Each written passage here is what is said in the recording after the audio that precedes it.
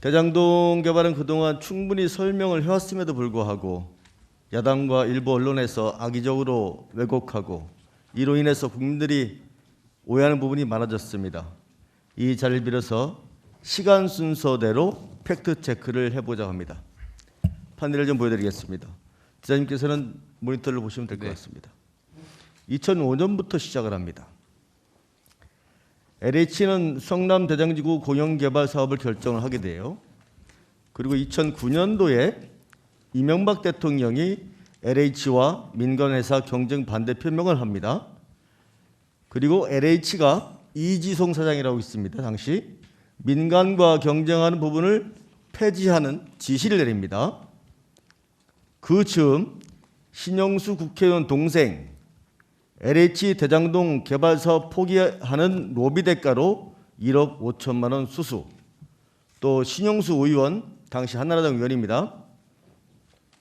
국정감사에서 대장동 개발 사업 포기하라고 압박, 또 같은 당 정희수 의원 역시 LH 대장동 개발 사업 포기하라고 종용했습니다. 거슬러 올라가서 2010년 LH는 대장동 공영개발 사업 철회 결정을 내립니다.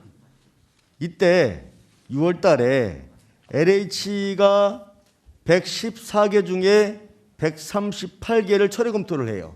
그리고 최종적으로 72개가 사업 철회가 됐습니다. 질의 드리겠습니다, 지사님. 네. 성남시장 당선 이후에 대장동 공영개발을 선언하셨어요. 네. 이명박 정부와 한나라당의 반대를 무릅쓰고 공영개발을 추진한 이유를 말씀해 주시기 바랍니다. 민간 개발을 하게 되면 당시 최하 5천억에서 1조 원 정도의 개발 이익이 발생하는데 이걸 민간이 모두 취득하는 것은 부당하다라고 생각했기 때문에 공공개발을 통해서 개발 이익 전부를 성남시 몫으로 환수하기 위해서 공공개발을 추진했습니다.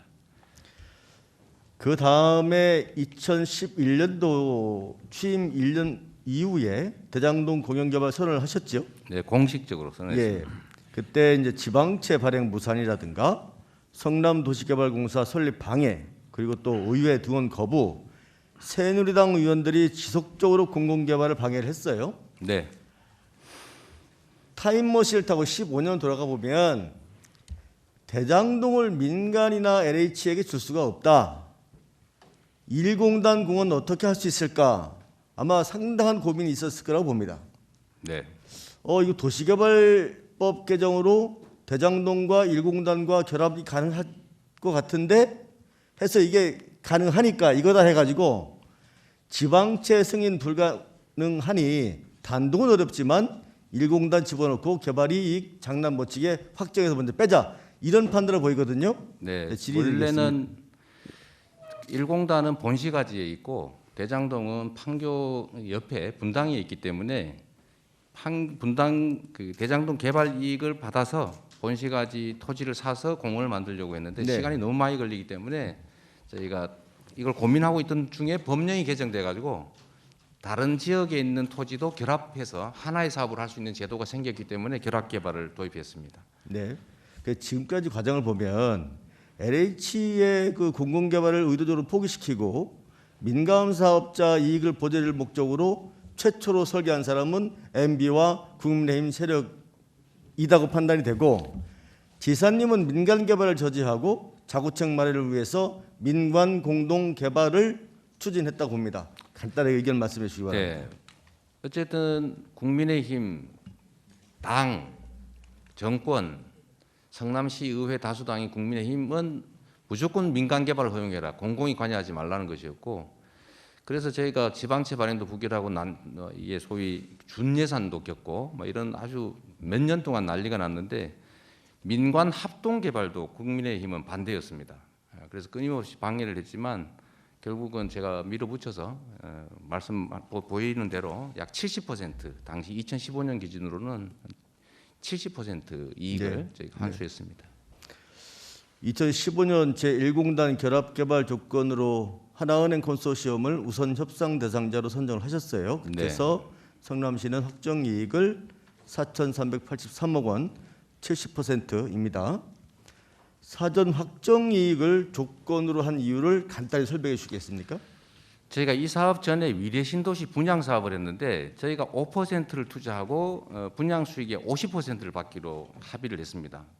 당초에 1,100억이 남기로 돼 있었는데 이게 점점점 줄어들더니 나중에 150억밖에 저희가 안 된다고 해서 150억밖에 못 받았는데 세상에 예정 분양가가 평당 240만 원이 올랐는데도 네. 수익이 줄었다고 하는 걸 보니까 이 비용 부풀리기를 한다라는 판단이 들어서 반드시 다음 민간 합작 사업에서는 사전에 확정을 해서 적자가 나든 흑자가 나든 관계없이 무조건 확보해라라고 제가 정하고 그렇게 지시했습니다. 네. 사업이 진행되고 나서 시간이 지나면서 부동산 값이 올랐어요.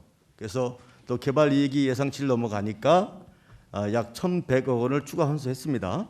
2년 후에 그렇게 했습니다. 예.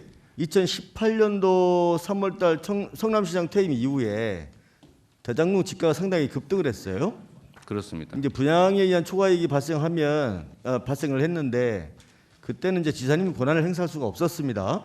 아쉽게 생각합니다. 네, 대장동 초과이익 대부분 아파트 분양 과정에서 발생을 합니다. 네. 이 이익을 토건 세력이나 호화, 법조 자문단이나 보수 정치인들이 착복을 했습니다. 여기서 50억 클럽이 탄생을 합니다. 그렇습니다. 마지막 질의 드리겠습니다.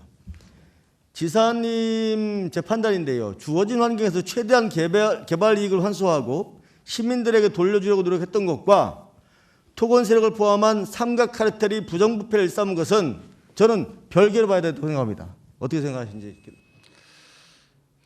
이게 전에도 잠깐 말씀드렸습니다만 제가 파크뷰 특혜 분양 분당 정자동 용도 변경 사업을 들여다보면서 돈 한 푼 안 들이고 정치 권력과 토건 비리 세력이 유착을 해가지고 수천억의 이익을 보는 걸 제가 목도했고 그 사건 때문에 제가 구속도 됐습니다만 반대 운동하다가 그래서 제가 개발 문제에 대해서 관심을 가졌고 대학원에서 연구도 했고 그래서 결국은 이게 다 인허가권 행사를 통해서 얼마든지 환수할 수 있다는 사실을 알게 됐습니다.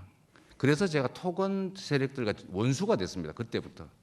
그래서 이 사건도 사실 국민의힘이 방해하지 않았으면 지금 9천억대라고 하는 이 개발 이익을 성남시가 다 취득했겠죠. 그런데 국민의힘의 강요대로 제가 굴복했더라면 이 9천억 다 민간업자가 받았고 50억 클럽이 아니라 아마 500억 클럽이 됐을 가능성이 많습니다.